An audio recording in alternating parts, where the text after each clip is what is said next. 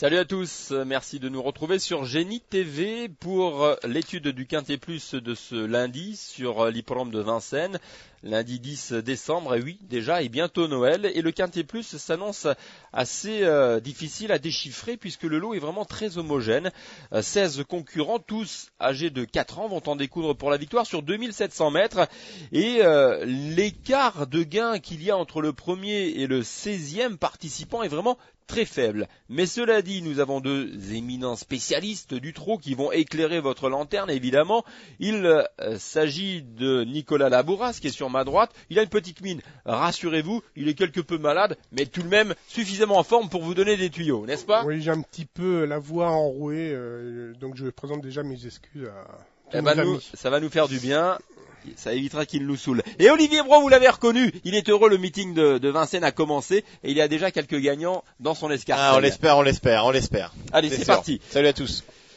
Salut à tous, c'est parti pour l'étude du Quintet Plus. Olivier, on commence par vous. Hélas, c'est Pinchpin des Bois, alors des origines fabuleuses. Bustier de nous et Dryade des Bois. Oui, Dryade des Bois qui a remporté le prix d'Amérique avec Jos Verbeek.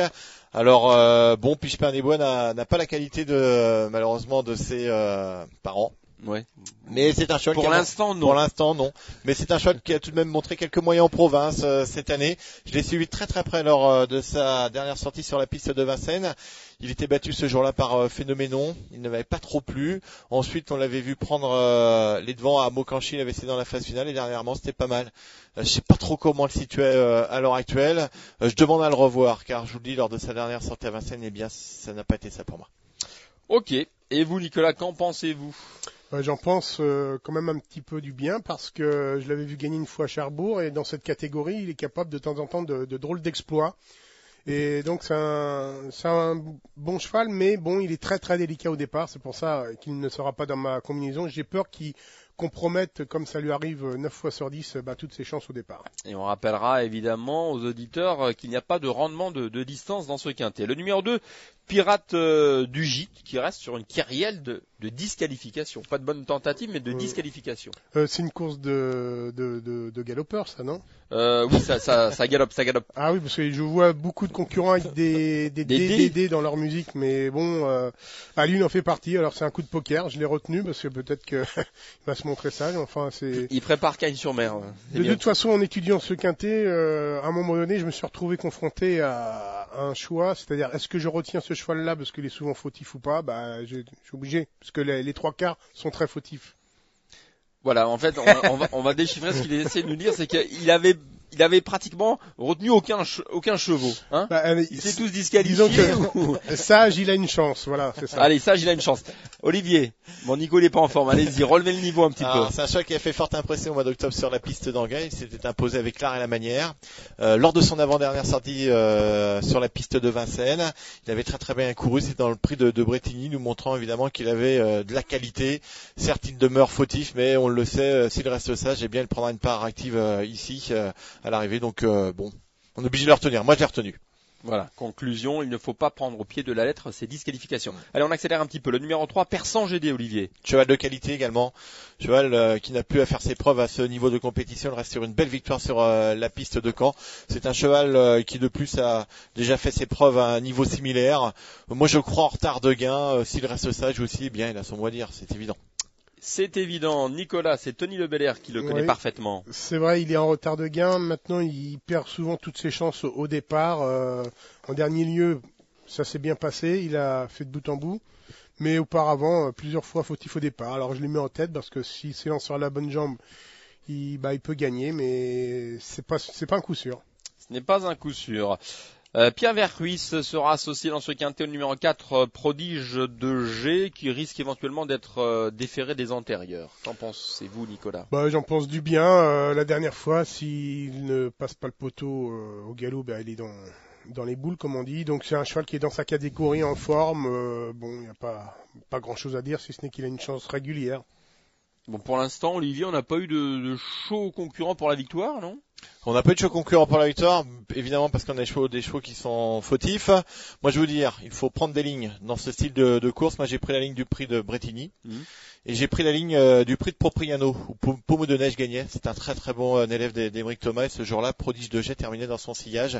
Et ensuite, dans le prix de Bretigny, eh bien, ce prodige de jet allait lutter pour la victoire lorsqu'il s'est montré fautif, répétant donc cette ligne du prix de Propriano. Si prodige de jet reste sage, eh bien, je pense qu'il peut s'imposer. Ah, enfin un gagnant potentiel, ça nous fait du bien. On poursuit avec le numéro 5, Prince de Paix. C'est l'entraînement de Christian Bijon. On connaît la réussite et la qualité de cet entraînement. C'est un cheval, ce Prince de Paix, qui par le passé était très très fautif, mais cette année il nous a montré qu'il se calmait. Bon, en dernier lieu, il a fait la faute. Il luttait pour les places dans le fameux prix de Bretigny. Il me montrait ce jour-là qu'il revenait vraiment à un très très bon niveau. Christian Bijon, vous l'avez dit, homme en très grande forme. Donc, eh bien, Prince de Paix, je pense qu'il va progresser sur sa dernière sortie. Pour moi, c'est mon cheval de base.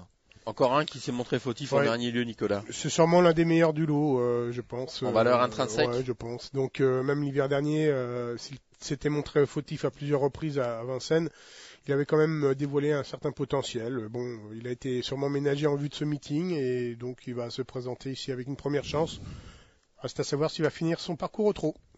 C'est noté, Nicolas, et on poursuit cette analyse avec le 6 Profil de Rossi, qui est le seul à avoir une intention de déférer des 4 pieds. Oui, puis je l'ai mis aussi parce que la dernière fois, il court mieux que ne l'indique son classement. Donc, dans l'ensemble, il est un petit peu assez régulier, disons, et pas trop fautif. Donc, c'est un peu rassurant.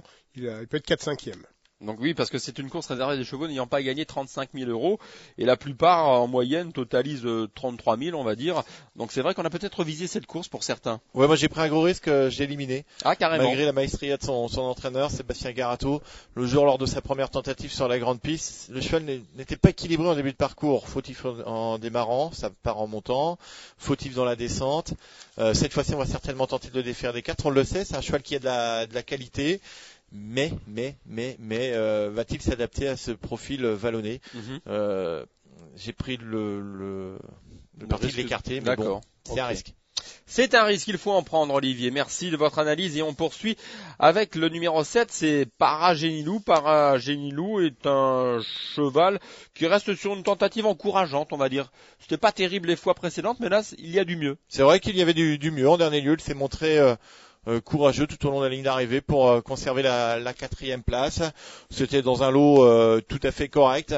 Maintenant, va falloir sortir le grand jeu, mais lui, aura pour lui d'être courageux, de faire sa course. Un petit peu chance secondaire tout de même.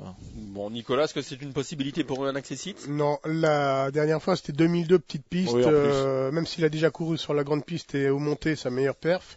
Je crois que c'est plus un cheval de piste plate. Si c'est une longue distance, il faut le jouer sur les pistes plates. Moi, j'ai des doutes quant à son aptitude à la grande piste à l'attelé. Ok, c'est noté, Nicolas. Vous aimez le foot? Oui. Si je vous dis Pipo, ça vous fait penser à qui? Inzaghi. Pipo Inzaghi, le meilleur buteur européen. Et là, ça exactement. Et si je vous dis, lors de son dernier match, après avoir loupé 40 000 occasions, a mis le but qui le consacre meilleur buteur européen. Elle est pas belle, Pipo Inzaghi est toujours comme ça. Pipo. Et si je vous dis Jérôme? Roten? Oui, voilà. Il était à Vincennes l'autre jour. Ben voilà, il a pris un grand bol d'air, ouais. C'est vrai qu'au camp des Langes, l'ambiance n'est pas terrible. Pipo Grange-Labbé. Avant la pub, qu'est-ce qu'on en pense? J'ai pas retenu Pipo. Sa dernière course m'a pas plu, même celle d'avant n'était pas si terrible que ça. D'accord. On élimine. Et vous, Olivier? Oh là là, la scène d'avant était très bien sur la piste d'Angers. Malheureusement, il a déçu en dernier lieu à Vincennes. Franck Leblanc, super entraîneur. Mathieu Abrivard, le driver sur la montante, au sulky, beaucoup de points positifs. Lui, c'est mon regret. C'est mon gros regret dans cette épreuve, je vous le dis carrément. Je pense qu'à l'issue d'un bon parcours, il peut venir chercher une petite place à très grosse cote. Allez, c'est super. Un bel outsider juste avant la pause.